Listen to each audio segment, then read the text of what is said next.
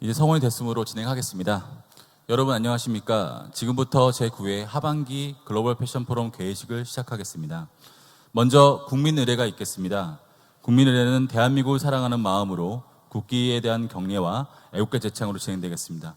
장내에 계신 모든 분들은 일어서서 국기를 향해 주시기 바랍니다.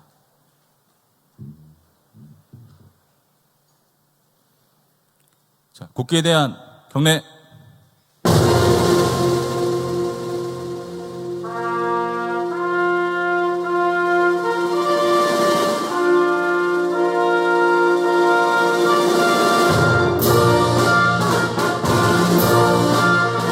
나는 자랑스러운 태극기 앞에 자유롭고 정의로운 대한민국의 무궁한 영광을 위하여 충성을 다할 것을 굳게 다짐합니다.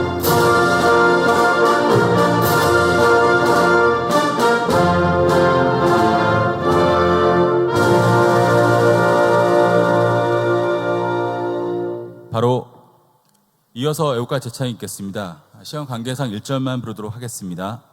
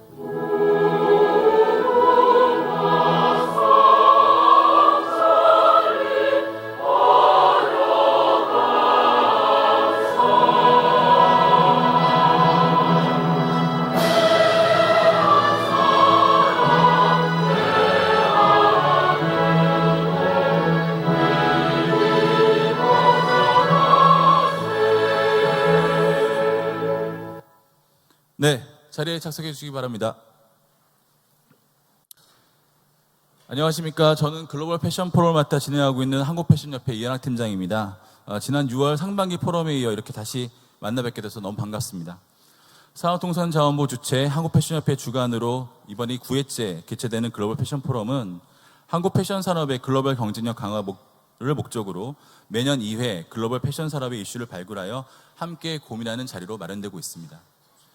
이번 하반기 포럼은 지난 2014년 이래 패션 빅데이터 분석, 옴니채널 전략, 웨어러블 및 3D 프린터, 인공지능, 소셜미디어 마케팅 등 디지털 기술의 발달로 촉발된 소비자 환경 변화에 대한민국 패션업계가 적극적으로 대응하기 위해서는 준비와 전략에 대한 것들을 어떻게 해야 되는지에 대한 이야기를 해오고 있는데요.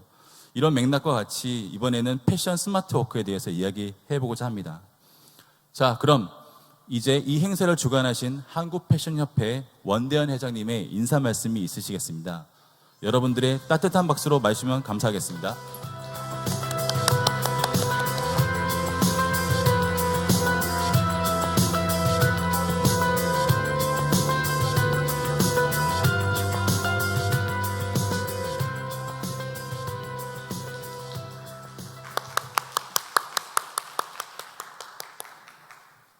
안녕하십니까. 지난 여름이 혹독하게 더운 데다가 너무나 오래 가는 바람에 여러분들 많이 지루하셨을 텐데 그래도 이 건강하게 또 오처럼 뵙게 되니까 매우 반갑습니다. 갑작스럽게 가을이 오고 또 오늘 추석을 앞둔 데다가 비가 내리다 보니까 아마 참석하시는 분들이 조금 늦으신 것 같습니다.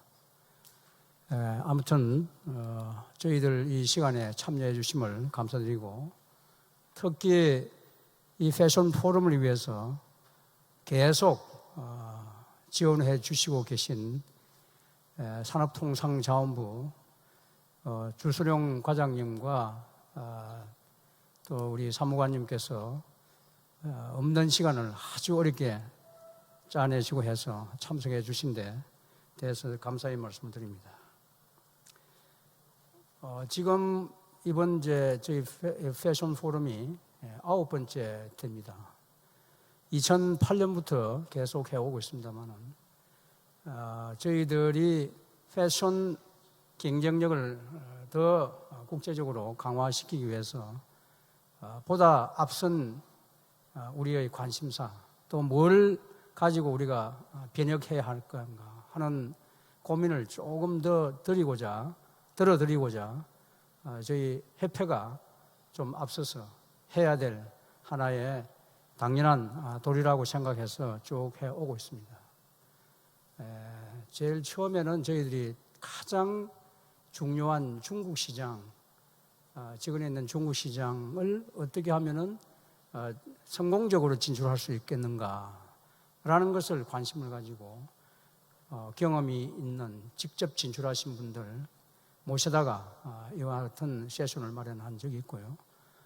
그 다음에 특히 이제 최근에 큰 흐름으로 있는 SPA, 큰 회사든 적은 회사든 모두가 SPA가 대세다 이렇게 해서 한쪽으로 이렇게 관심을 가지고 몰리는 현상이 지난 10여 년간 꽤 많았습니다. 그래서 SPA에 대해서 저희들이 어떻게 하면 좋겠느냐, 경험한 분들을 모시고 그분들의 이야기를 듣고 관심사에 대해 질문을 받고 막 그렇게 했습니다.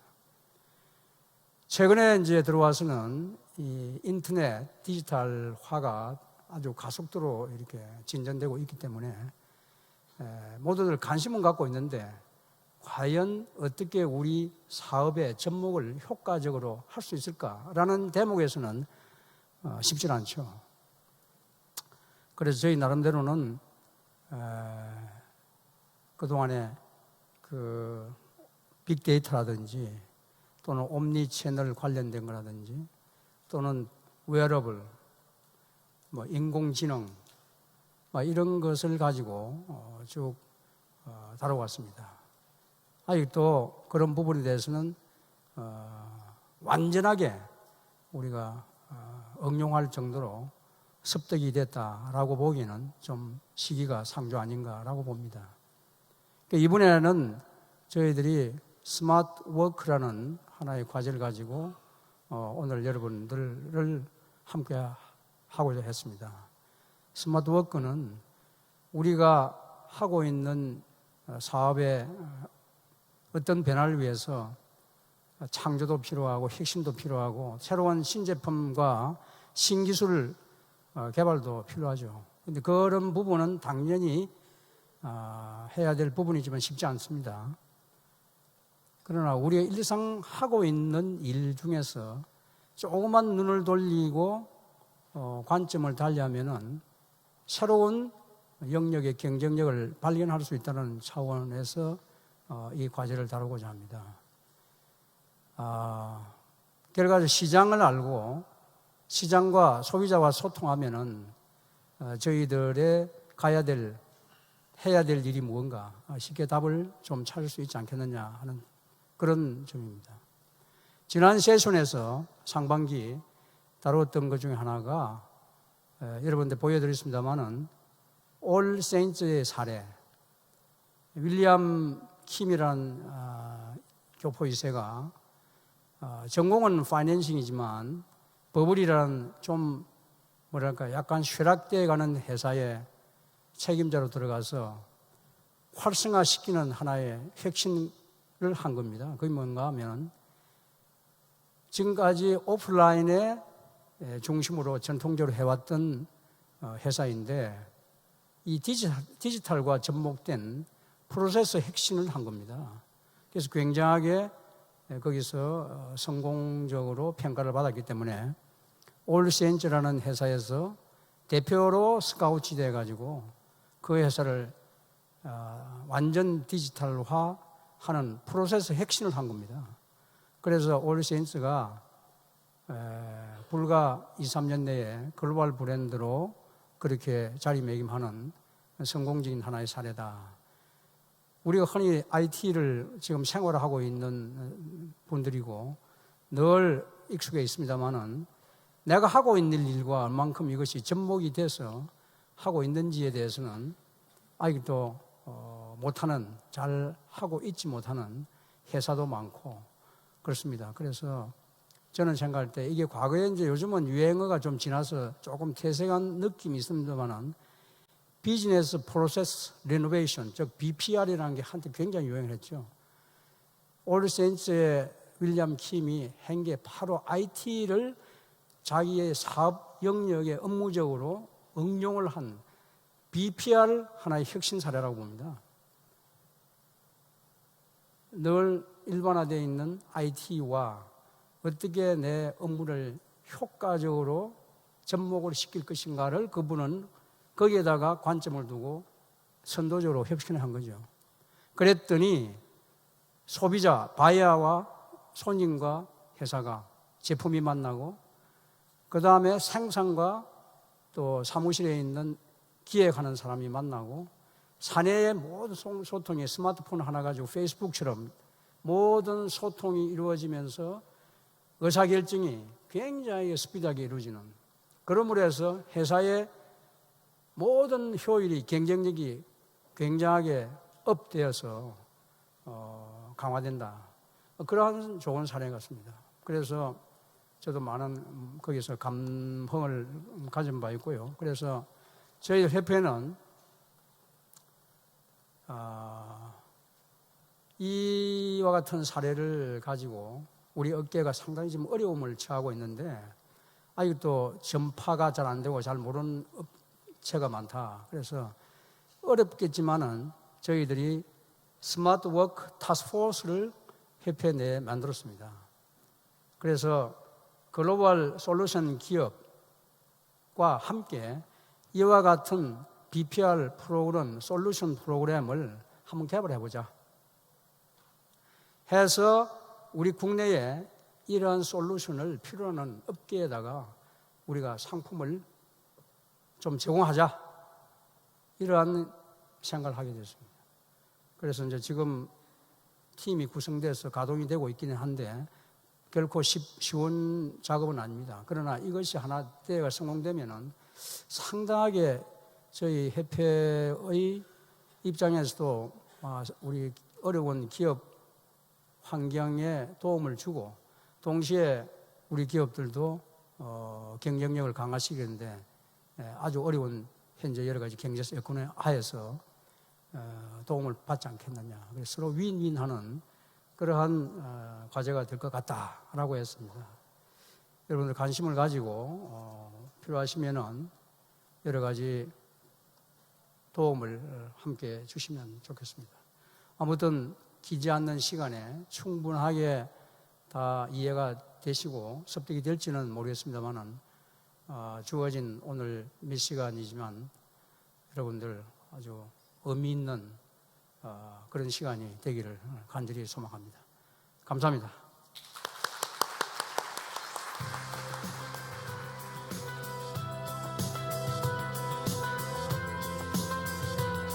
네, 한국패션협회 원대현 회장님의 인사 말씀 감사합니다.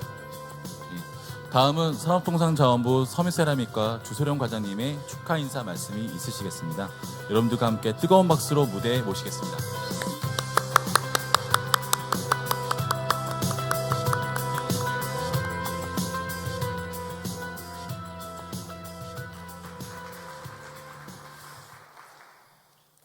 네, 안녕하세요. 산업통상자원부 섬유세라믹 과장 주소령입니다. 한국패션협회 원대현 회장님, 그리고 오늘 이 자리에 함께해 주신 섬유 패션 산업인 여러분, 이 자리에서 함께 뵙게 돼서 저는 개인적으로 매우 감사드리면서 기쁘게 생각합니다. 특히 조금 전에 우리 원대현 회장님께서 말씀을 주신 시장을 알아야지 우리 기업이 변할 수 있다는 내용이라든지 BPR에 대한 내용이라든지 이런 부분은 제가 꼭 새기고 가야 될 중요한 말씀인 것 같습니다.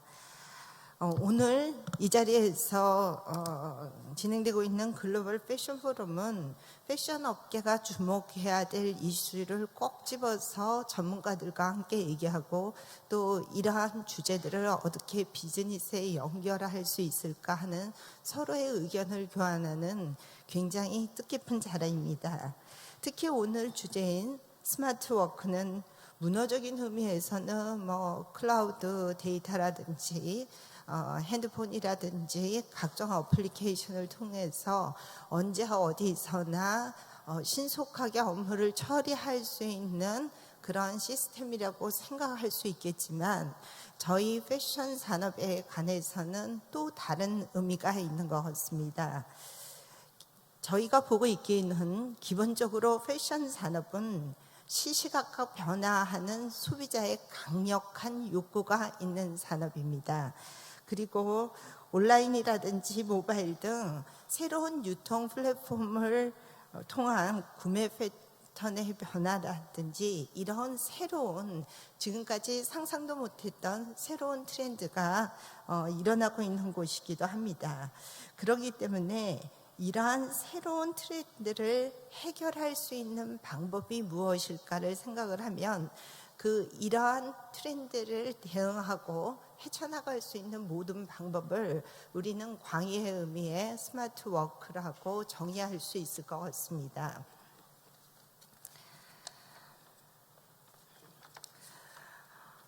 패션 산업인 여러분, 패션 산업을 공급자적인 시각하고 수요자적인 시각에서 한번 살펴보도록 하겠습니다.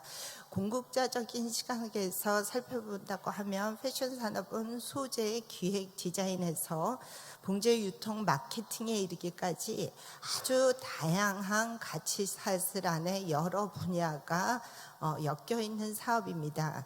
따라서 공급을 하시는 기업인 입장에서는 이 공급 사슬 내에서 어떻게 유기적인 협력을 통해서 속도의 문제라든지 원가의 문제, 또 품질의 문제에 혁신을 이루어서 경쟁력을 갖추어야 하는가 하는 것이 굉장히 큰 문제일 것입니다. 하지만 소비자인 수요자의 입장에서 생각을 해본다면 나는 끊임없이 변화하고 있는 라이프 스타일에 맞는 패션을 요구를 하게 됩니다. 따라서 그들이 요구하는 패션에 대한 트렌드 때문에 어쩌면 제품이라든지 생산 방법이라든지 유통 채널이라든지 심지어는 글로벌 생산 구조까지도 이 소비자들의 니즈가 다 확 바꿔버릴 수 있는 그러한 제가 아는 한은 모든 산업 중에서 가장 유일하고 혁신적인 산업이 패션 산업일 것입니다. 이에 글로벌 패션 기업들은 맞춤형 디자인 제품을 내놓는다든지 소비자가 원하는 프로세스로 제품을 생산을 한다든지 고기능성 제품을 내놓는다든지 스마트 의류를 내놓는다든지 패션을 입는 패션으로 생각하는 게 아니라 문화다든지 다른 산업과 연결을 한다든지 이렇게 패션의 영역을 계속해서 확대해 나가고 있습니다.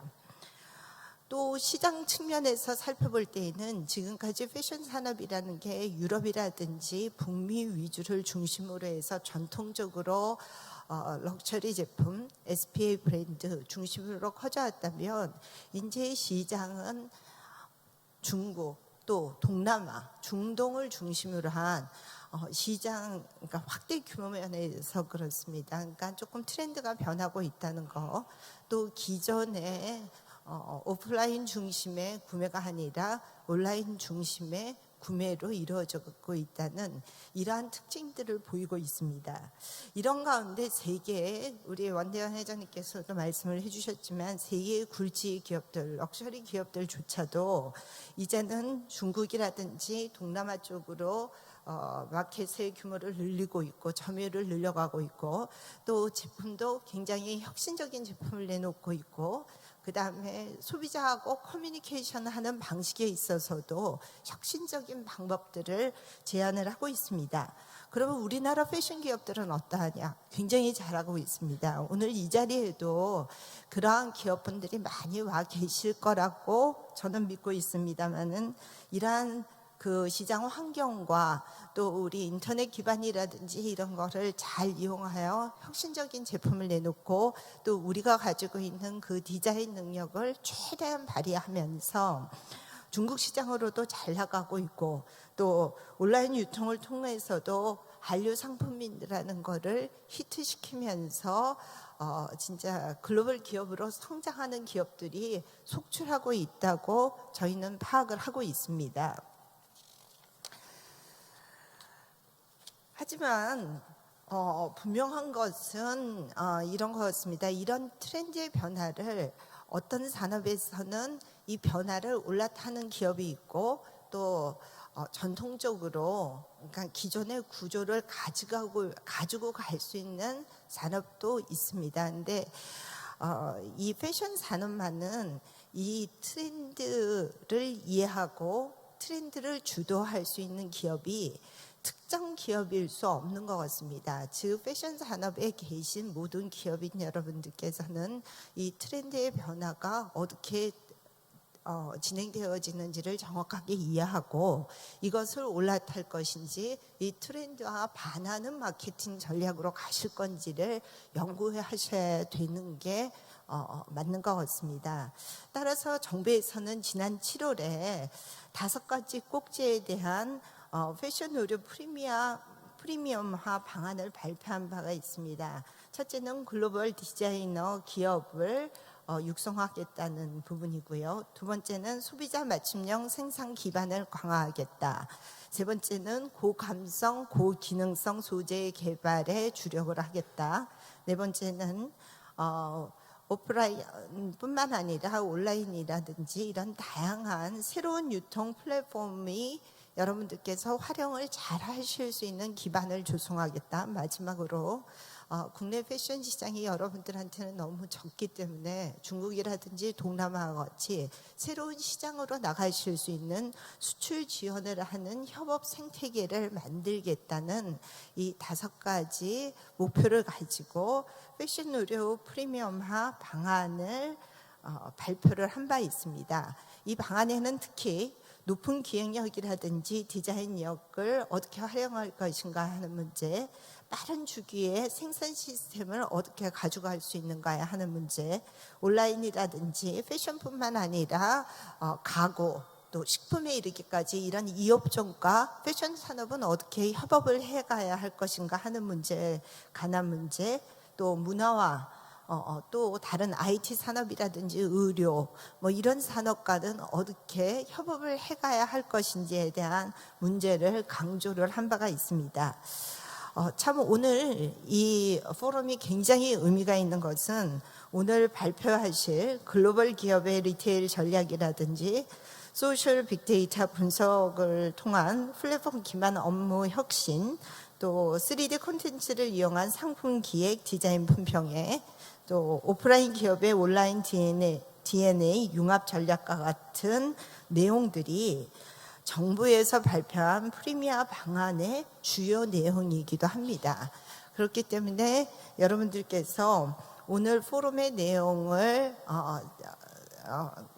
들어보시면서 또 옆에 앉아 계신 분들 또 오늘 참석하신 많은 분들과 다양한 논의를 하시면서 저희 정부에도 너희가 가지고 있는 이러한 정책은 이런 방향으로 바뀌어나가면 더 좋을 것 같다. 이런 제안도 주셔도 좋을 것 같고요. 또 오늘 참석하신 기업인들 간에 서로 협업을 할 수 있는 그런 장을 만들어 나가주셔도 굉장히 의미가 있을 것 같습니다. 마지막으로 오늘 이렇게 멋진 자리를 만들어주신 우리 패션협회 원대현 회장님께 다시 한번 감사를 드리고 오늘 그 주제 발표를 하실 분들 또 토론을 참여하신 분들께도 미리 감사의 말씀을 드리겠습니다. 제가 오늘 이거 하나 꼭 기억하고 가겠습니다. 오늘 여기 와서 책자를 통해서 보게 됐습니다. 소비자 중심으로 모든 업무 프로세스를 혁신하라. 네, 그러니까 패션 산업을 바라보는 데 있어서도 소비자 중심에서 정책을 개발할 수 있도록 그렇게 노력해 보겠습니다. 감사합니다.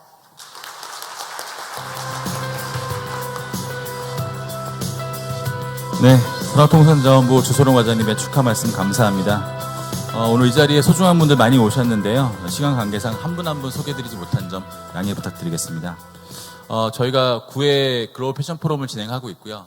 내년에 드디어 이제 10회째 진행하고 있으니 산업통상자원부가 지속적으로 더 많은 지원을 해주시면 더 많은 컨텐츠와 좋은 의견을 가지고 진행하겠습니다. 박수 한번 부탁드리겠습니다.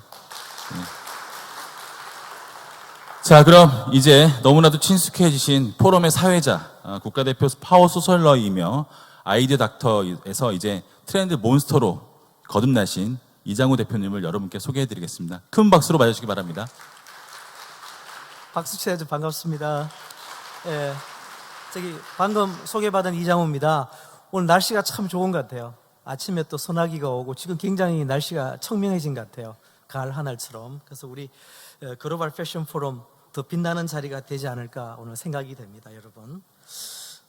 자, 그럼 이제 본격적으로 우리 포럼을 시작해 보겠습니다. 먼저 기조 세션 1 주제는 The Future of Smart Retail, 스마트 소매업의 미래 시작하고요. 연사로는 영국 그 트렌드 컨설팅 가장 유명한 회사죠. 스타일러스 사이 사이즈 앤 기스 다스와니 씨가 나오셔서 최근 글로벌 기업들이 고객과의 접점에서 새롭고 인상적인 경험을 제공하고 있습니다. 지금 거기서 얻어진 정보를 바탕으로 기업 내부에서 어떤 방법으로 스마트 워크, 이번 포럼의 주제가 되겠습니다. 이것을 실현하는지에 대해서 다양한 최신 사례를 바탕으로 발표해 주실 겁니다. 참고적으로요, 어제 이제 우리 사이즈 앤 기스를 만나게 됐는데 이분은 보니까 홍콩에서 태어나셨어요. 근데 인디안 패밀리입니다. 인도. 그리고 공부는 거기 미국의 동부의 보스턴 유니버시티에서 공부하시고 석사는 그 파슨스에서 그 패션 머천다이징을 공부하셨어요. 그리고 지금은 또 재밌는 걸 런던에서 스타일러스 본사에서 근무를 하시더라고요. 그러니까 상계 대륙에서 사신 굉장히 그 행운이 넘치는 여성분이 아니신 게 생각이 됩니다.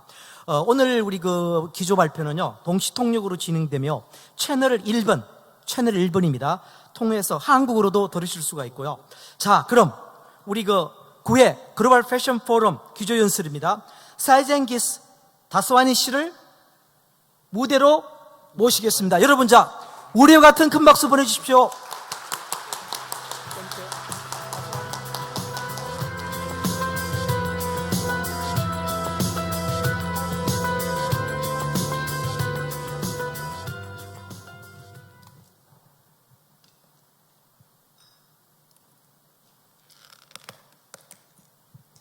So, hello everyone. Or I should say, 안녕하세요. So, thank you so much for having me here today. I'm very excited to be back in Seoul. And it's so nice to see such a full audience. So, as Jane mentioned, I'm Sai Sangeeth, and I am an advisory strategist at a company called Stylus. We are an innovation research and advisory firm based in London, and we work with a lot of global companies around the world. And here in Korea, we work with companies like Samsung and LG and MCM to inform them on future trends. So today, I'm actually here to talk to you about how retailers are using tech in smart ways to elevate the consumer shopping experience, both physically and digitally. But we're also going to talk about, going to look at how they're using technology to inform some of their own behind-the-scenes processes so they can work smart. So we will see tech in 6 areas today. We're going to look at using interactive and responsive tech, creating omni-smart spaces, driving retail through data and conversation, new experiences through navigation, upgrades to fitting room, and also creating seamless service through payments and loyalty. So first, let's take a look to see how retailers are embedding tech in their stores to interact with consumers and to respond to their needs. So I wanted to start by looking at the opportunity to interact with consumers even before entering a store, because brands are increasingly trying to monetize on people who are window shopping or perhaps spending some time waiting outside of a store by their store window. So this example is from a Japanese makeup store, Eins and Tulp. They created an innovative store window that communicates with passers-by. So they collaborated with Dentsu and Puzzle Inc. to create this window which features makeup looks that are currently popular in Japan. So shoppers can interact with all of these looks, and they can choose which one they like. If they like one, they can get a printout that will show them how to create this makeup look, and they will get a list of products that they will need to buy inside the store in order to create this look. And of course, they will also get coupons for makeup discounts, so there will definitely be some sort of sale. And the service is also offered in different languages, so it's great for tourists as well. Now, looking inside the store space, so it's near impossible not to talk about US fashion label Rebecca Minkoff when we talk about smart retail. So her New York store remains a benchmark for seamless connectivity thanks to a combination of things like product tracking RFID tags, connected mirrors, sales staff armed with technology, and network data interlinking physical stores and consumers' online profiles. So Rebecca Minkoff is using all of that data to create a better experience for their customers, but also to inform some of their decisions behind the scenes, like for design or product development. So as you can see here, mirrors are a key existing place to instill interactive tech for entertaining consumers and also for generating data. So at Minkoff's store, consumers can actually watch live runway shows, and they can look up any kind of product details, and they can even order drinks straight from this smart mirror. Now, in reality, incorporating tech into retail is not as easy as it looks.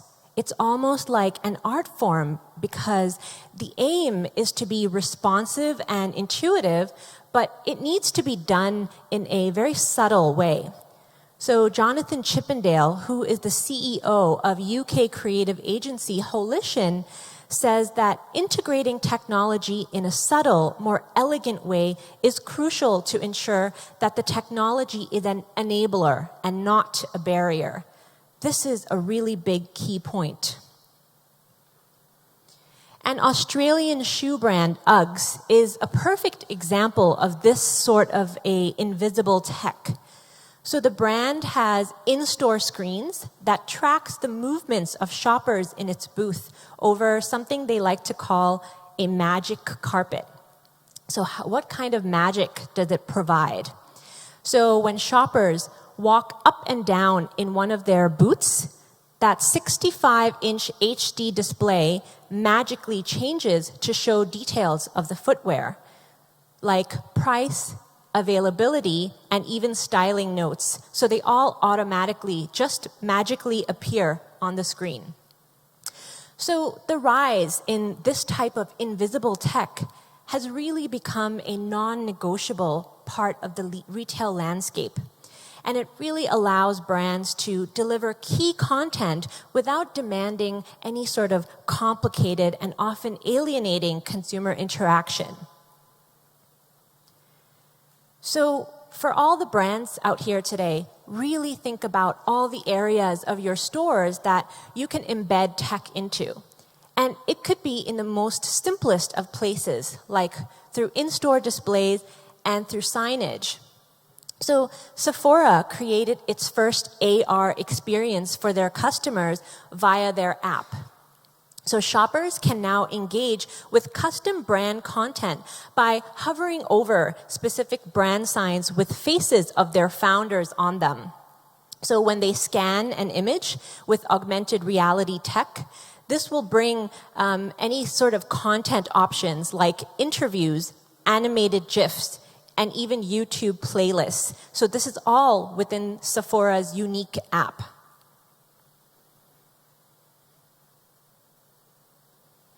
So the world of smart retail gets particularly exciting when we see how they link the experience across channels and target consumers with multiple touch points.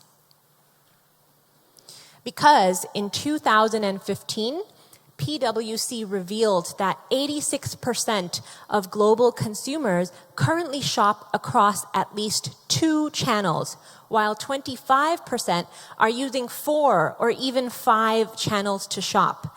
And that number has nowhere to go but up.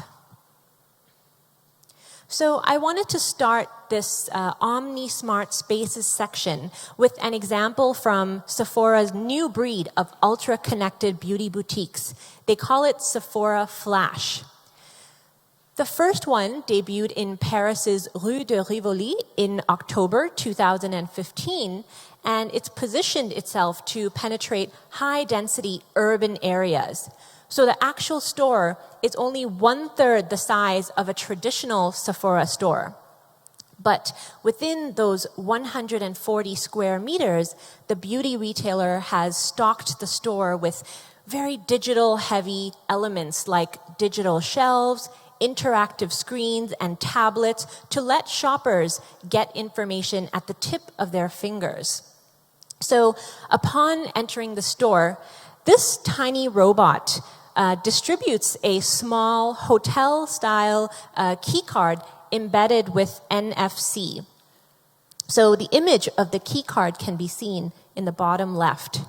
So shoppers can use this card to tap on both physical products and also any sort of images throughout the store to get more information about a product or to directly purchase the product. So once they purchase it, all the items are put into a virtual shopping basket. And during checkout, shoppers can choose to carry their products with them, or they can have them delivered straight to their home. So Sephora is really trying to usher in the 3.0 boutique concept with all around digital point of sale. So here is a look at what the Sephora Flash store looks like.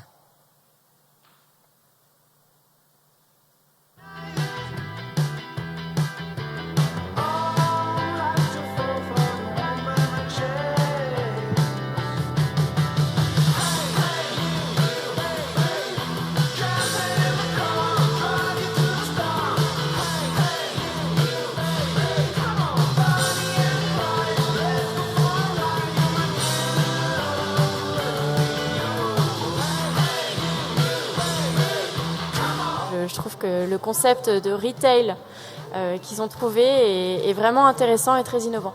J'ai trouvé qu'il y avait un vrai souci de l'expérience utilisateur et que tout était très simple. C'est vraiment intuitif, rapide, facile et j'ai surtout retrouvé toutes mes références du premier coup.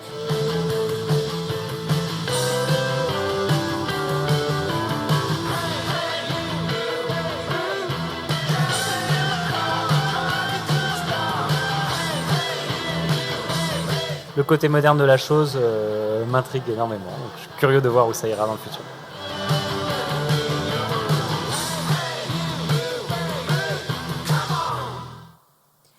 So, the shoppers interviewed in the video say that with this store, the concept is very interesting for them, but it's a very fast, convenient, and efficient experience also.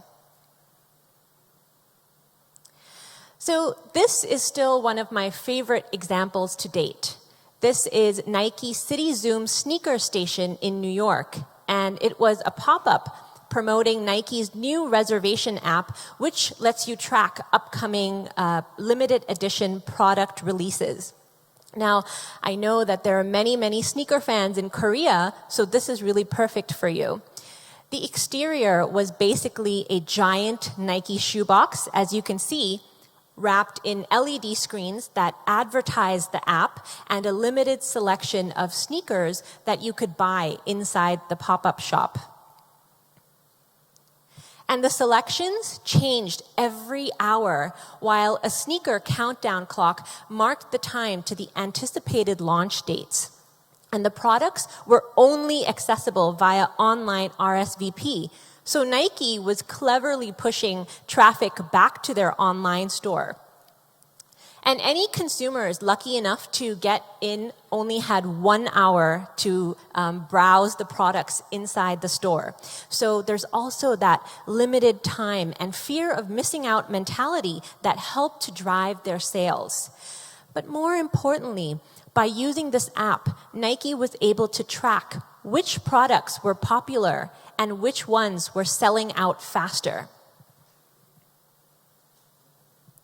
Now, younger consumers especially are shopping more fluidly across channels.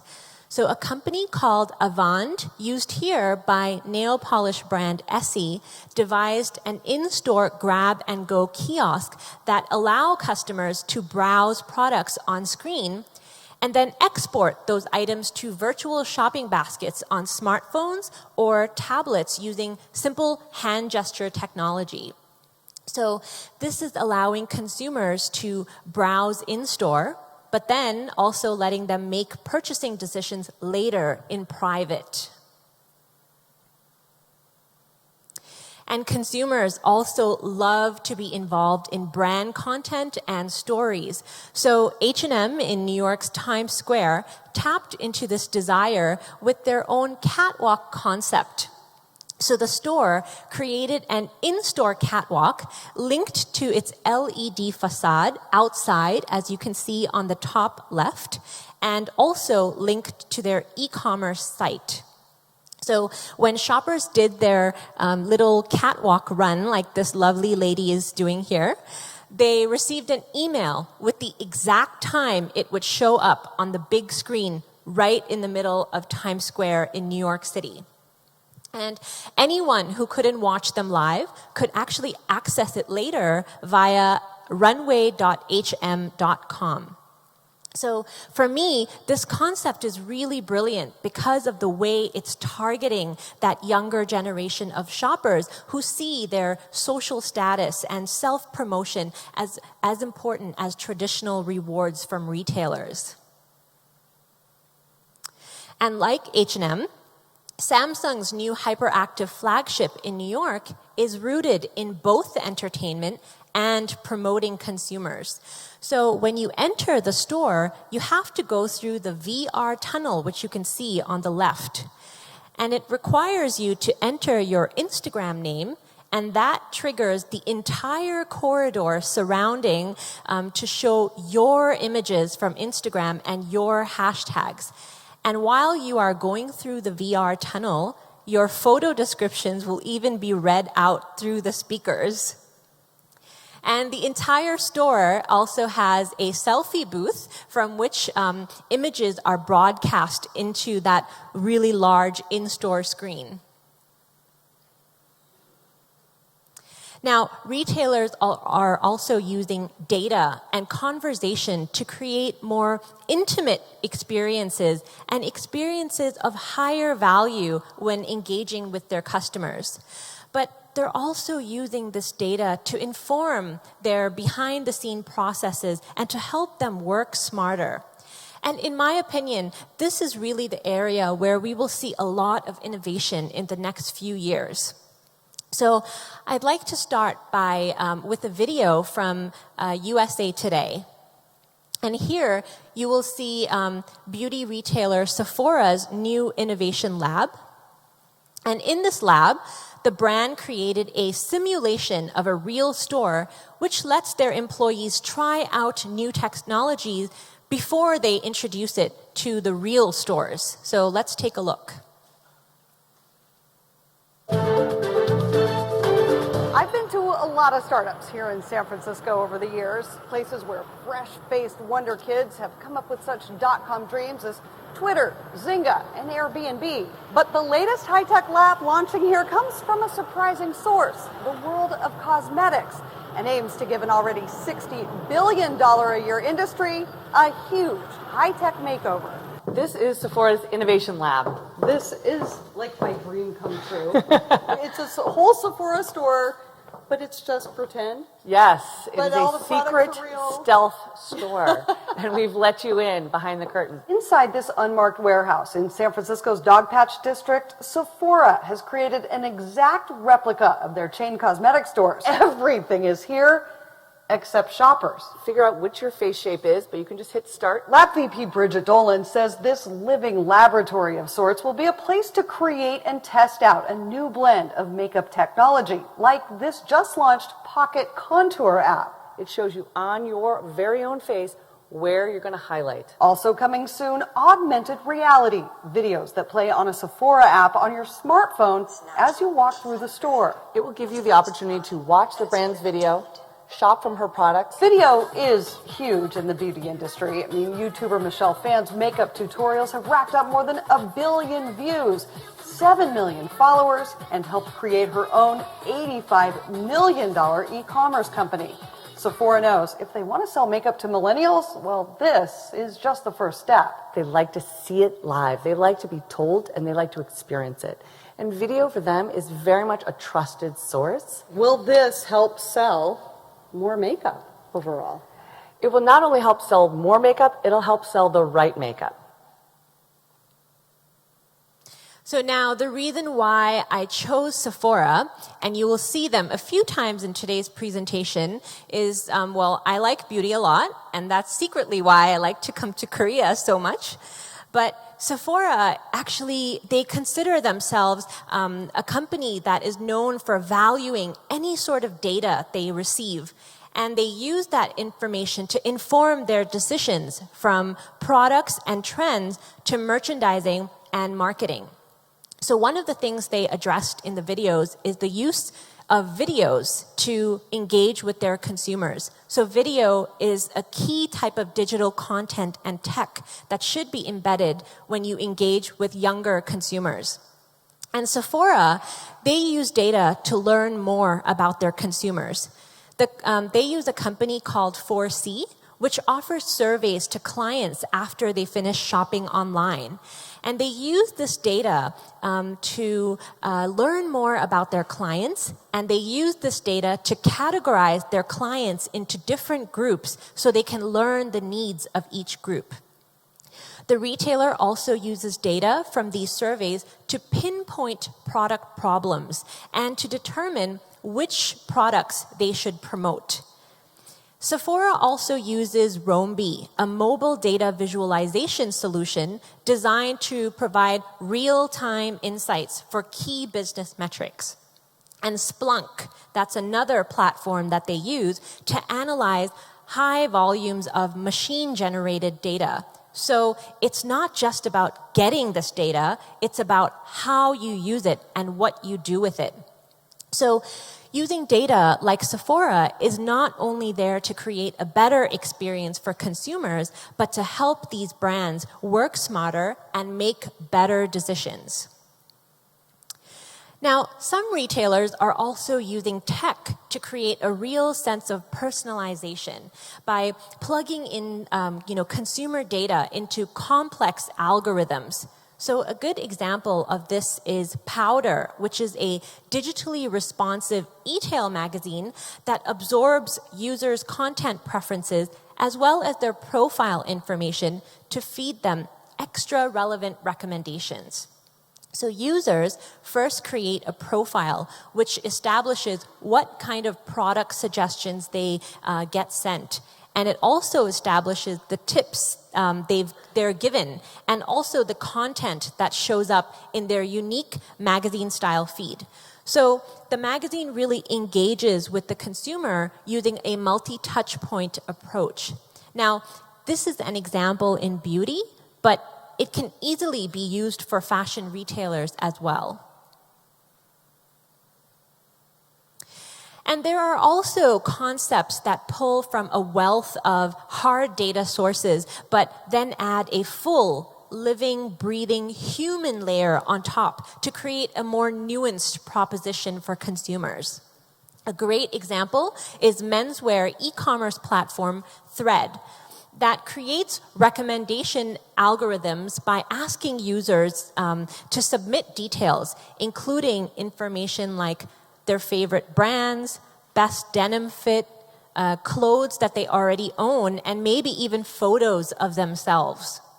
And the final suggestion comes from a combination of these analytics plus an in-app discussion with one of its 8 stylists.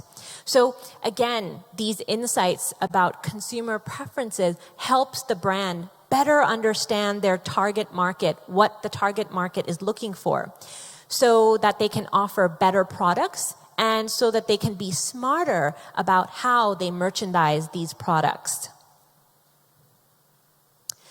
So it's a really interesting sweet spot for consumers between getting good service and being able to self-express and explore a brand and its products. Ben Phillips, who is Thread's co-founder, said there's a central lack of trust, particularly with men who generally seek advice when shopping. Data-driven recommendations are key, but we're also taking users on a journey of empowerment via learning. So Ben Phillips was very empathetic in stating that it's the retailer's job to make people feel better and to feel more educated. And the sales revenue of Thread speaks directly to the success of their ways. The company reports that sales have tripled since November 2015.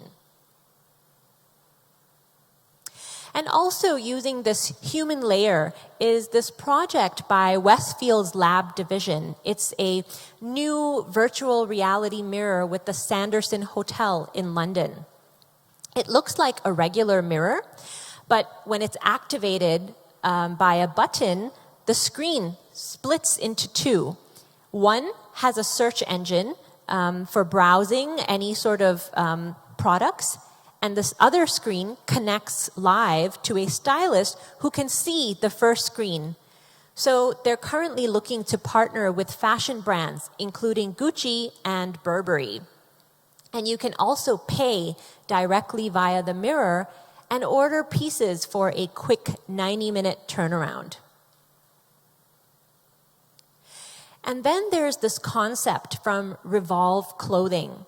So this online retailer debuted a showroom in Los Angeles that uses data-driven merchandising algorithms based on insights from consumers' purchase histories to help their on-site team of stylists personalize the entire store for individual 3 to 4 hour-long VIP appointments. So here, it's plugging into all the personal data, not to mention the stylist being at your beck and call, but ultimately the final browsing happens in a very explorative, autonomous way that feels personalized to that specific customer.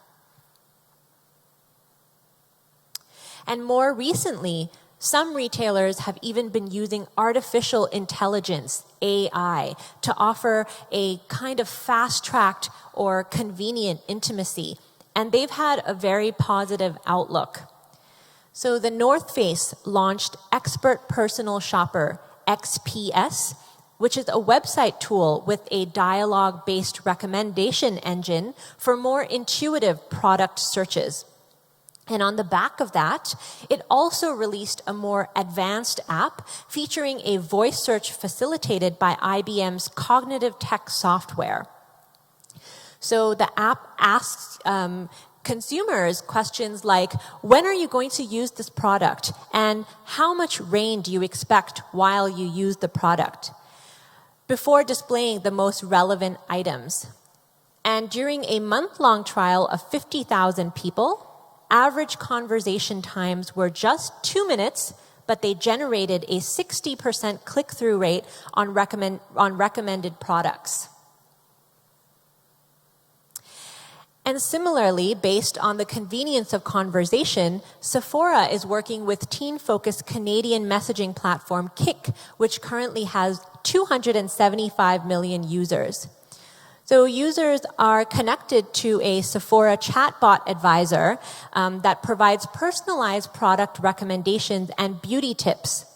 And they can also purchase in-app from the app directly. And the platform Kik really does represent a sizable brand opportunity with these young consumers because 40% of US teens and young adults are using Kik, making it second only to Instagram as a communications app in that age group.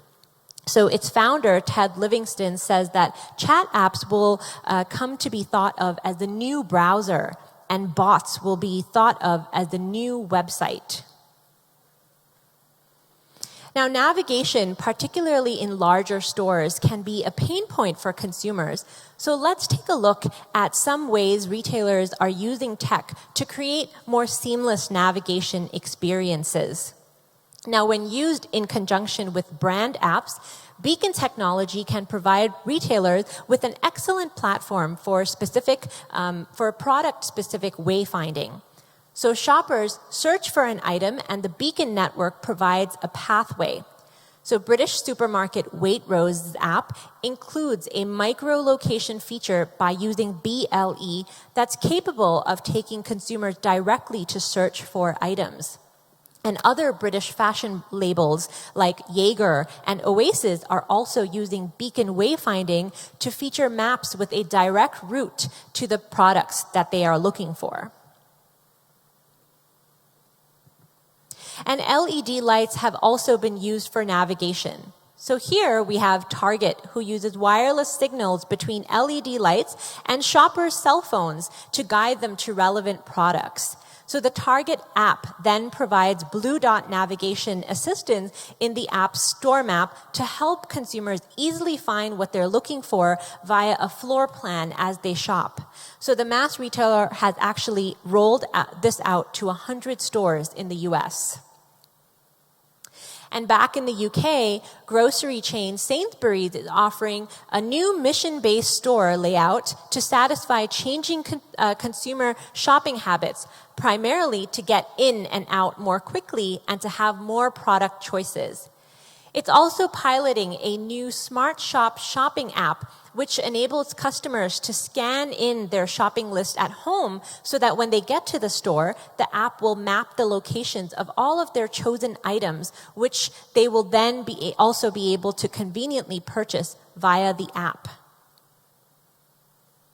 And what about managing idle and wait times? So we know that some consumers hate shopping during busy times. So this startup, Density, designed a sensor that tells consumers when their favorite place is not too busy by monitoring the number of people who are going into the stores. So the sensor attaches to the entrance of a destination and uses infrared light to capture foot traffic data, which can then be fed to businesses' unique apps, translating that data to consumers so they know when is the right time to shop. Now let's take a few minutes to look at fitting rooms, as there are a plethora of opportunities to use tech to offer consumers an elevated try-on experience. Now last year, Ralph Lauren unveiled the Oak fitting room at its flagship on Fifth Avenue in New York. And it features an interactive touchable mirror that recognizes products by RFID code. So when a consumer is ready to try on items, the fitting room mirror is at its default resting state, which means that it's playing branded content on loop. But once the consumer walks in, the mirror automatically recognizes what is brought in via RFID chips, and they are welcomed by a user interface and given the choice of different lightings: daylight, sunset, or evening. And everything they've brought in with them is populated on the mirror, complete with information about additional colors, sizes, and recommended items all at their disposal. And with one tap, they can get help from an associate. So the content from the mirror is offered in 5 different languages. And for the final step, there's a "I'm ready to shop" button, or "I'm ready to check out" button. And once they tap this button, an associate will come over with a mobile point of sale to complete the purchase. But there's also the option of buying later, where consumers can enter their mobile number and instantaneously get a text message with a direct link to purchase all of the items they tried on during the session. So the key here is that it's not about one specific channel, it's about each interaction as a touch point on the path to purchase. So this is a video from DigiDay which features Healy Cipher, the CEO and founder of Oak Labs, which is the startup that created this unique fitting room. So he introduces the main features of this fitting room. My name's Healy Cipher. I'm the CEO and founder of Oak Labs. The whole focus of Oak is to bring the best of online thinking into the physical world. Retail is at a state of incredible change. Consumers are outpacing the ability of a lot of retail. So the way it works is you walk into a fitting room, it comes alive, the lighting comes up, and it shows you all the items you brought in using RFID.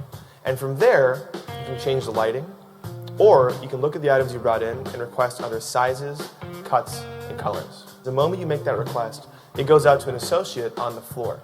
And that sales associate will bring you not only exactly what you've asked for, but they have total insight into everything else in the fitting room. So they can bring you that jacket you asked for, and they can also know that maybe you're going for a summer look, so they can bring you pumps that would look great. What it means is, as a customer, you're in the fitting room, and you have the entire store and that associate at your fingertips without having to leave. So it's all about bringing that expectation of what customers have, how we've been trained by the ease and convenience of online, to the practicality and the tangibility of the physical world. So I could actually tell Ralph Lauren as an example now, here's a jacket that goes in, everyone purchases. Here's a jacket that goes in, and it has a little bit less conversion than another jacket. Buy team, merch team, look at this. Maybe the fit isn't quite on point, but the aesthetic is. We now know the amount of time someone spends in fitting room on average. Certain jackets go in, everyone buys it. Other jackets go in, people don't convert. Languages are the most commonly spoke. Items that are brought in with other items. I mean, imagine a universe where you actually have a rolling, intelligent recommendation engine based on what people are actually bringing into fitting rooms on Geo. We are a very data-driven company. Everything we do evolves around ROI. What we've found is, on average, about 9 out of 10 customers engage with the mirror. We hope the future of retail is a beautiful one, where technology is seamlessly integrated into the authentic material you expect and want in a store.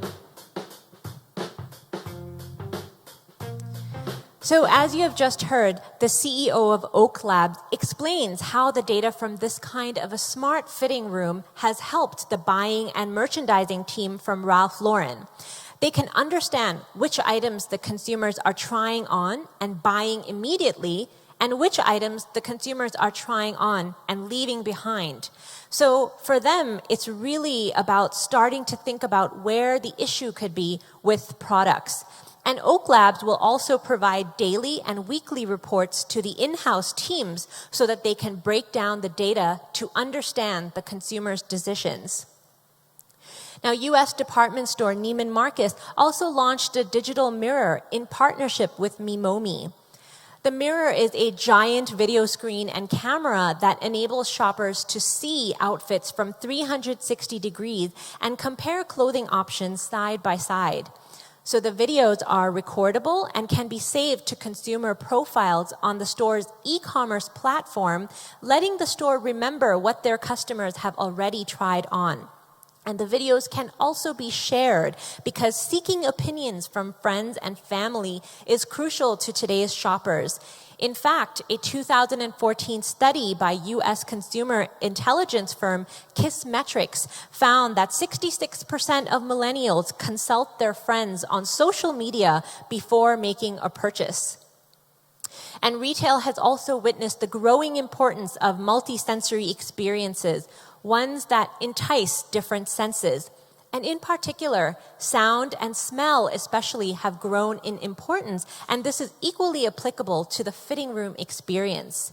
Now, when sensory branding company Condiment Junkie experimented with adding sound to their AR mirrors, participants of their experiment spent 30% longer interacting with the experience compared to the silent version. And they also said that they would pay more for items when they experienced contextual sound. And it's no surprise that virtual reality plays a big role in fitting rooms as well. So US eyewear retailer Ditto is embracing the efficiency and effectiveness of VR. They let their consumers create a short video of their faces via a webcam that lets them see themselves in any glasses displayed on the site with a 180-degree view. And this process only takes 30 seconds, and the looks can instantly be shared via email or social media. So again, great for those millennial shoppers who seek styling advice from their peers before buying.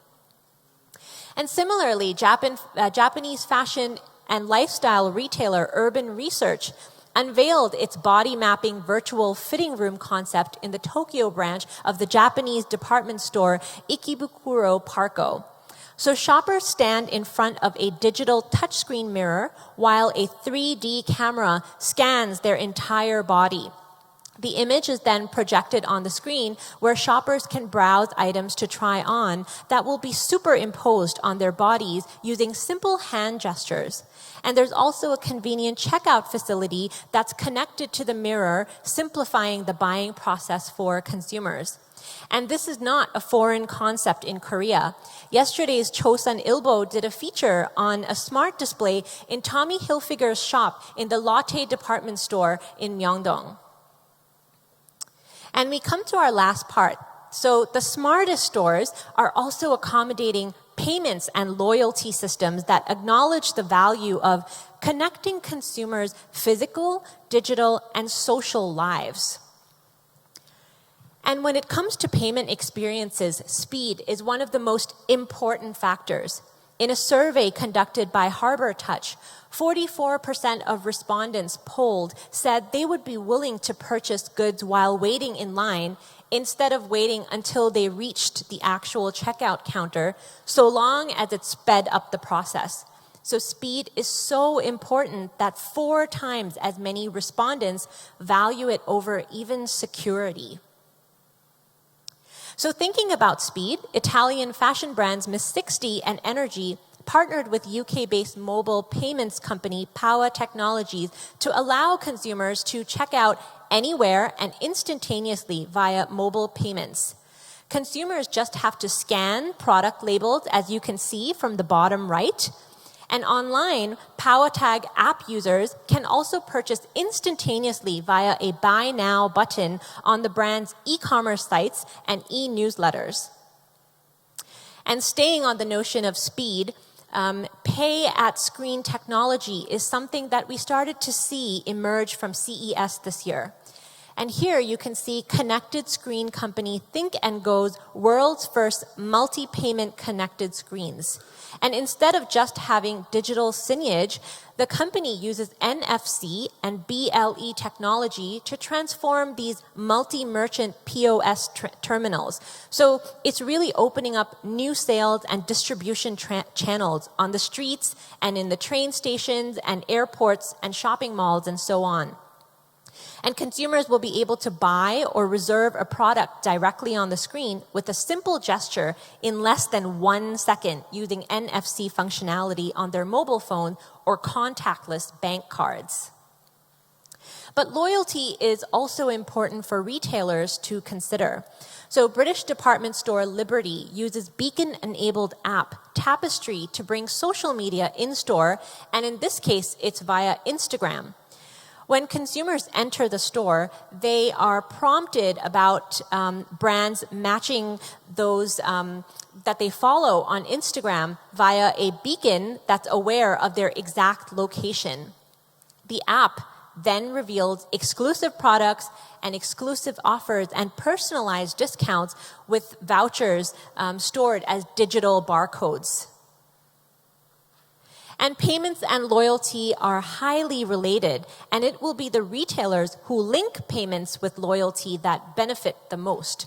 So Thomas Husson, who is an analyst at Forrester Research, argues that consumers are not specifically demanding new mobile payment offerings. He explains that having access to loyalty program points and rewards within a mobile wallet is the #1 feature that consumers are interested in. His comments are supported by a 2014 report from Equation Research highlighting that 85% of consumers see a benefit in using the non-payment side of mobile wallets. And Starbucks understands this well. The coffee chain is known for rewarding loyalty, so in exchange for paying with a smartphone, members can earn rewards that can then be redeemed for products. And while convenience and speed remain as important factors in developing payment systems, there is also the opportunities to engage through payments. So interactive payment doesn't have to be invisible. We think that there are some very exciting brand opportunities connected to payment, which are just around the corner. So German relief organization Meisurier developed a digital billboard campaign in 2014 that made it easier for people to donate money by merging creativity with innovative digital payment technology. They call it social swipe. And this allows passersby to donate money by swiping their credit card through an interactive digital billboard. And that swiping action also shows how their money helped.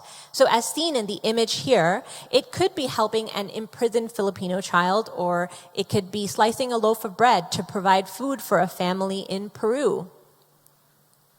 So to recap on today's examples showing the wider impact of tech on retail experiences, so first is to create elevated store experiences with interactive and responsive tech. Cultivate multiple touchpoints through omni-channel connections. Enable personalization through data and embody the AI future. Enhance navigation through wayfinding and beacon technology. And equip fitting rooms with interactive mirrors and virtual fit technologies. And finally, engage through seamless payment services and loyalty opportunities. So I hope you enjoyed today's content and that you're feeling inspired and armed with new ideas and insights on smart retail that you can apply to your own work and your business for smart work. And lastly, I wanted to thank the KFA for having stylists here today, and thank you to Chairman Wan as well. Thank you. Thank you. 잘 들으셨습니까, 여러분? 그 글로벌 리테일 브랜드들이 활동하는 최신 사례들을 볼 수 있었습니다. 보시다시피 우리가 사실은 이미 알고 있는 것도 많은 것 같아요. 하지만 저는 그 노잉의 시대, 아는 시대에서 그 다음 베타의 시대를 보았습니다. 테스트하는 경우 일부 회사들이, 하지만 지금은 이거는 온사이트에 설치가 되어 있는 것 같아요. 이미다.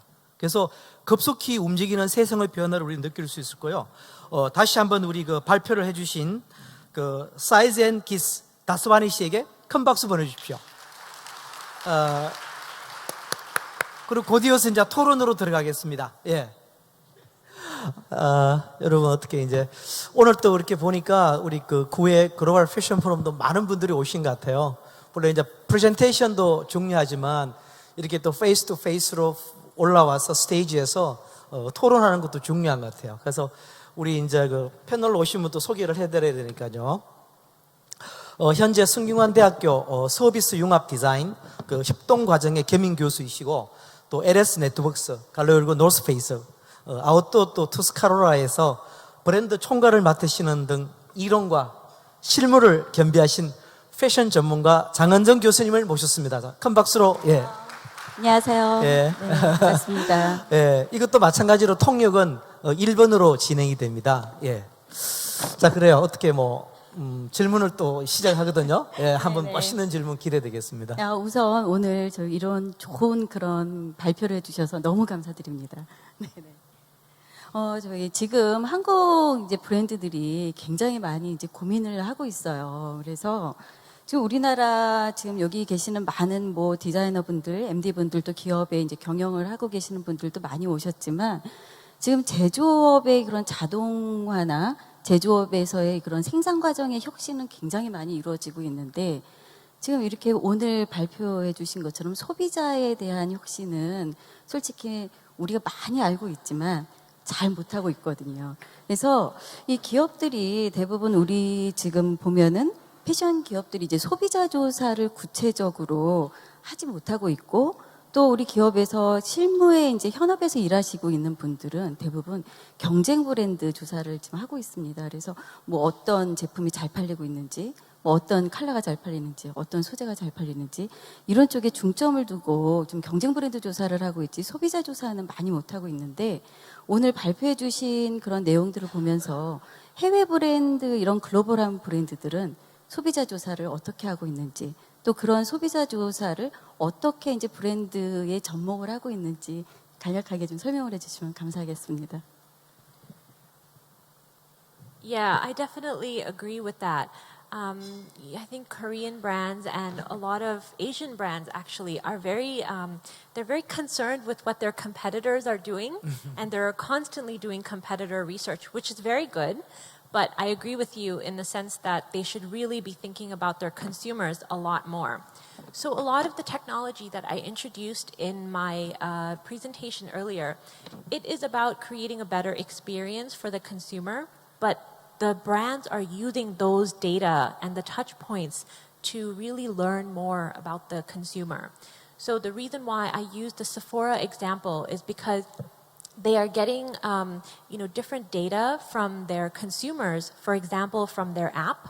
When the consumer uses the app, they have to log in. So when they log in, every time they touch the app, Sephora is learning about that consumer. And then when they're shopping online, anytime a consumer is looking on the website, again, they have to log in. So Sephora is, again, tracking insights that way as well. But it's not just about tracking the insights. It's also about what do you do with this data? So education is really important. And I think a lot of businesses really have to evaluate whether they have the right teams to be able to process some of this data and to be able to evaluate what this data means and the implications for every brand. Okay. 감사합니다. What is your second question? 두 번째 질문해 주세요. 네. 지금 말씀하신 것처럼 우리가 지금 많은 이제 이런 패션업에 이제 종사하시고 계시는 많은 분들이 새벽부터 밤 늦게까지 아주 열심히 일을 하고 있습니다. 그런데 우리가 이렇게 열심히 열심히 일하는 것보다는 정말 앞으로는 어떻게 이제 스마트하게 일을 하느냐가 어떻게 보면 혁신의 이런 키워드가 될 것 같고요. 또한 이런 그 고객 중심 또 소비자 중심으로 우리가 이제 바꿔나가야 될 것 같은데 이렇게 글로벌한 브랜드들의 이제 사례도 이제 보여주셨고 한국에 이제 몇 차례 오셨죠? 수환이 씨? 한국에. This is, I think, my fourth visit to Korea. 네, 한국에 오셔가지고 이제 보시면은 저희 매장에도 나가보시고 또 한국에 이제 패션 기업도 이제 방문해 보시고 하셨는데 이런 글로벌한 이런 브랜드들의 사례를 보고 한국 기업들에게 이거 빨리 좀 한번 해보세요. 아니면 이렇게 하면은 우리나라 이제 브랜드, 한국 브랜드들이 글로벌하게 나갈 수 있는 그런 방법이 이렇게 소스를 줄 수 있을 것 같습니다라는 그런 조언을 조금 해주신다면 어떤 게 있을까요? So I think one of the things that you mentioned is really on point, which is not just to work hard, that's important, but it's about working smart. So when you have all of this technology, it's great, it makes you more efficient, but you have to make sure that it really fits with your business. So I think that's the number one really big key thing. And the other thing I would say is, I think in terms of sizing, in Korea, they have one size, and I don't think that if they want to really expand and become well-known brands around the world, they need to be able to develop more patterns and more sizing in the patterns. So that's another one I would say. And then I would say, especially with embedding tech, because we're talking here about working smarter, whether it's for your behind-the-scenes processes or whether it's for online and in-store, the key is to really start small. Don't worry about making this big thing for your consumers or for your internal staff, because they will get a little bit shocked. You have to ease in the process. So for consumers, they want to be able to see tech that is related to your brand and that's related to their experience with the brand, but they also want to see tech that is invisible. They don't want the extra barrier. They don't want to spend more time doing things. They want an easy and seamless process. And don't worry about, changing your whole store and making the whole store digital. That is not the point of today. The point is to take some ideas and to see what fits with your brand.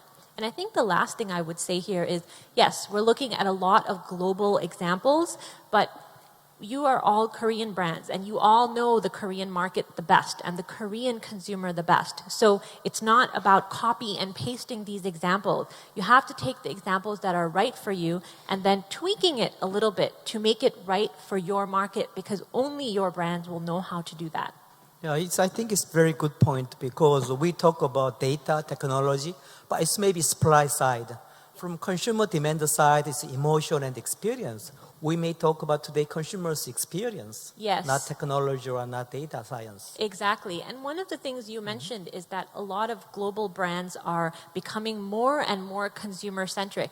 But to tell you the truth, even Western brands are struggling with this because they are so concerned with their internal processes and their own systems that sometimes they forget to think about the consumer. So remember, the end result is pleasing the consumer because that's the one who's paying for the products. Okay, yeah, thank you. Also, 이제 어때? 우리 교수님이 또 질문하셨으니까 두 번은 좀 시식해드리고 이제 플로에서 우리가 직접 마이크를 드시고 편하시게 궁금하신 거 그냥 질문하실 또 기회를 드리고 싶어요. 혹시 손 드시면은 그걸로 우리가 마이크를 갖다 드리도록 하겠습니다.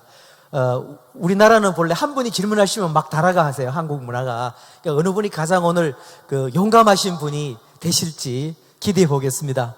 자, 어느 분이 질문해 주시겠습니까? 해 주셔야 돼. 각본을 안 해놔갖고 꼭 해 주셔야 되는데. 고민하시겠어요?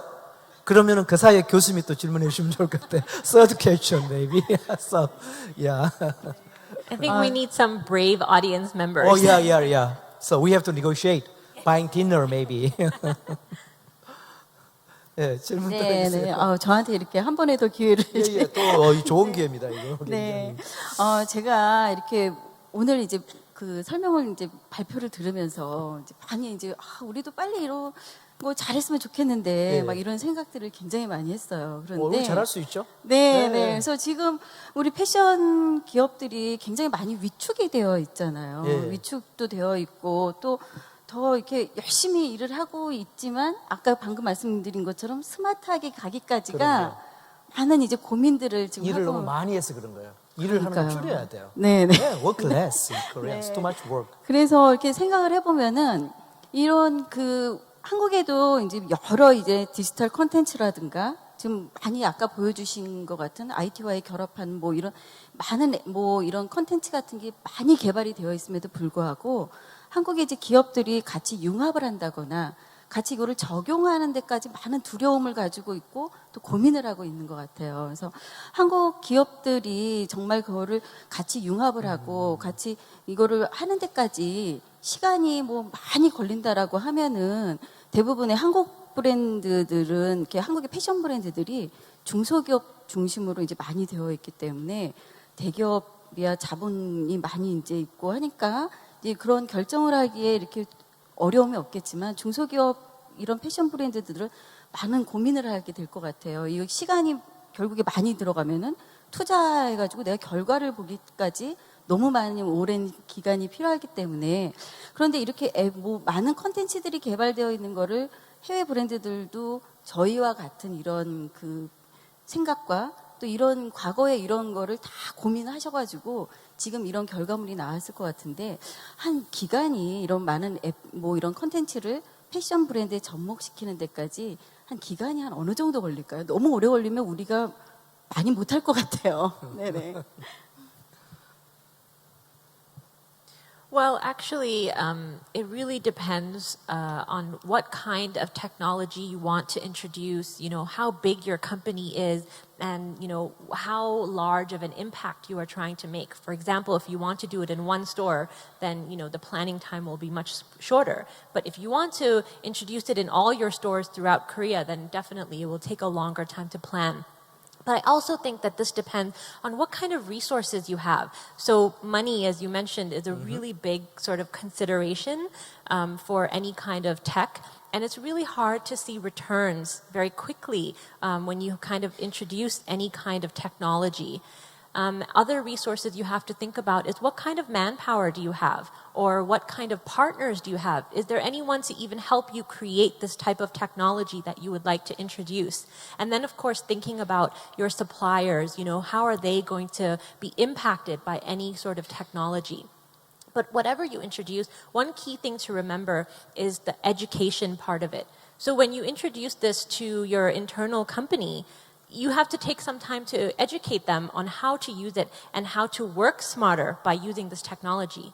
And if you introduce this to your consumers, you also have to educate them. So you also have to factor this time. So I think there's a lot of factors you have to think about.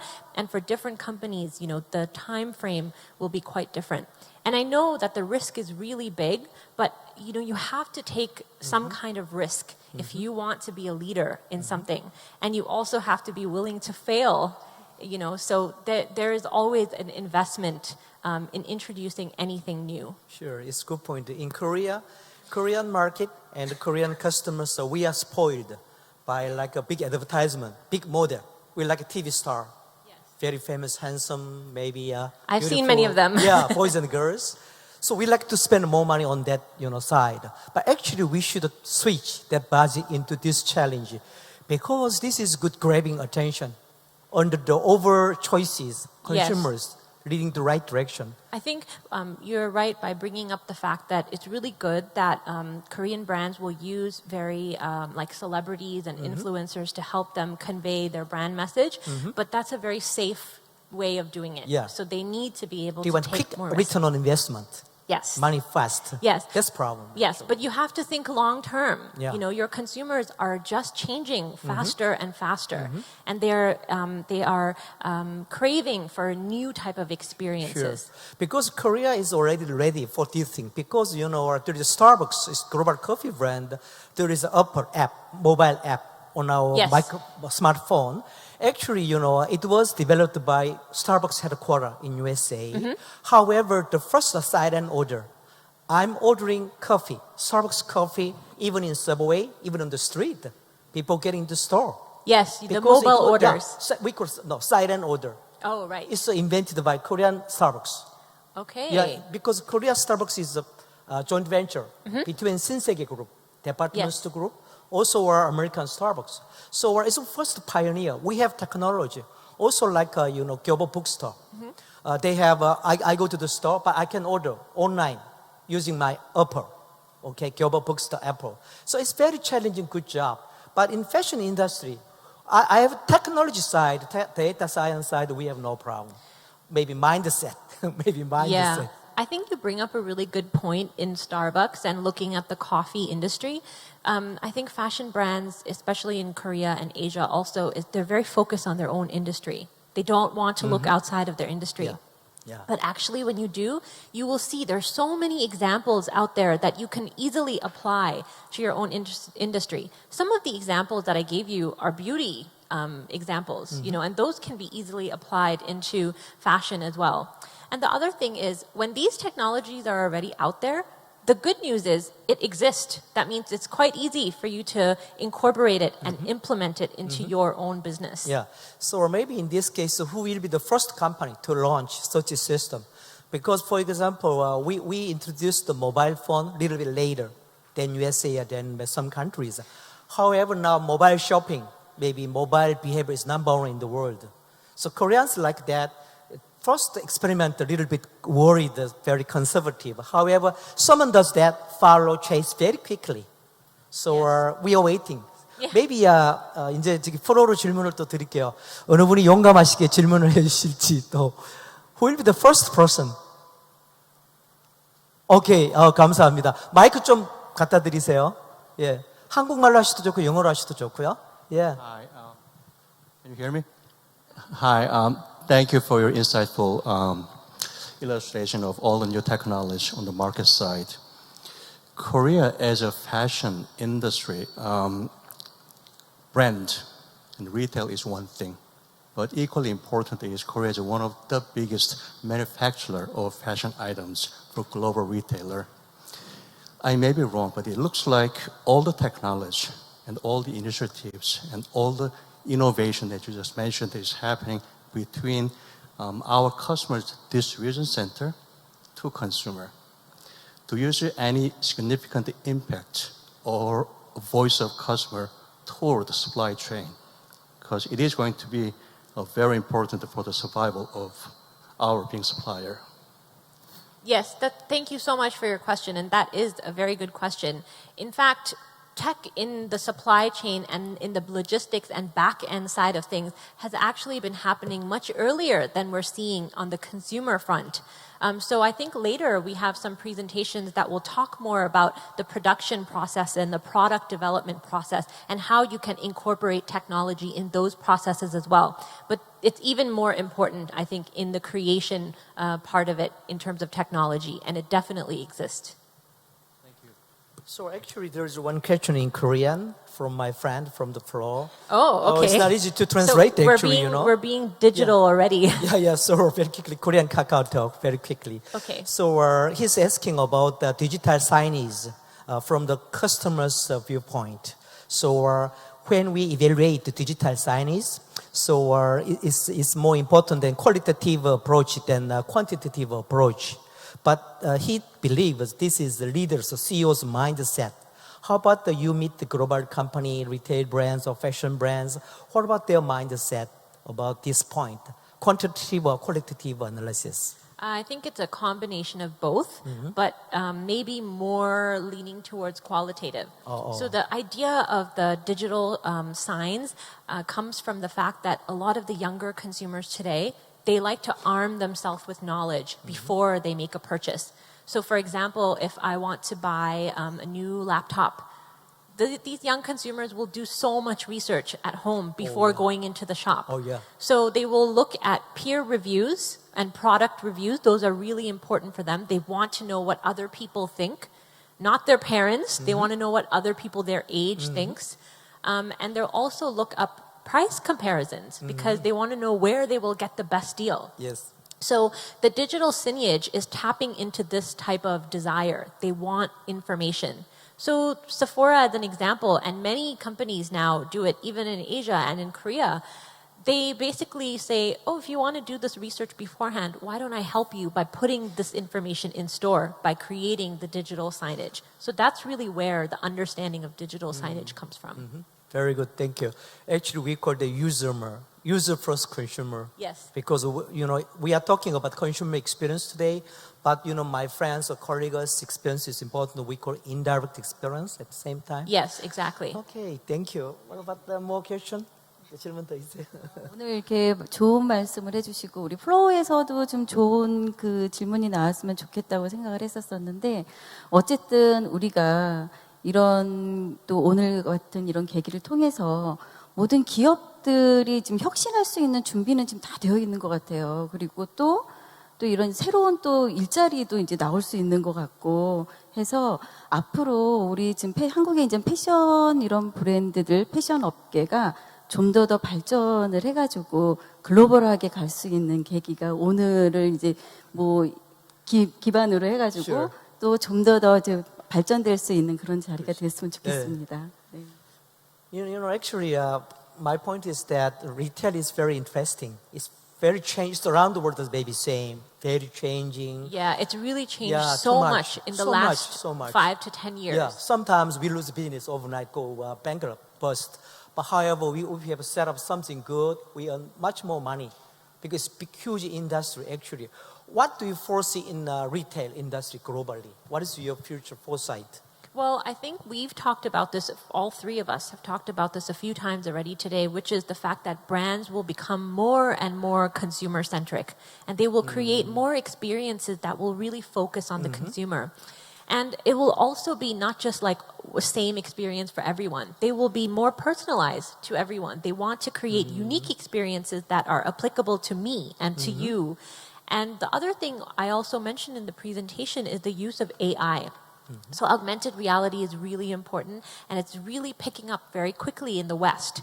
So we're thinking about chatbots. That's an important one, and any sort of dialogue-based, services that are important in retail as well. And that is also an extension of customization because people want things that are unique to them. Okay, thank you.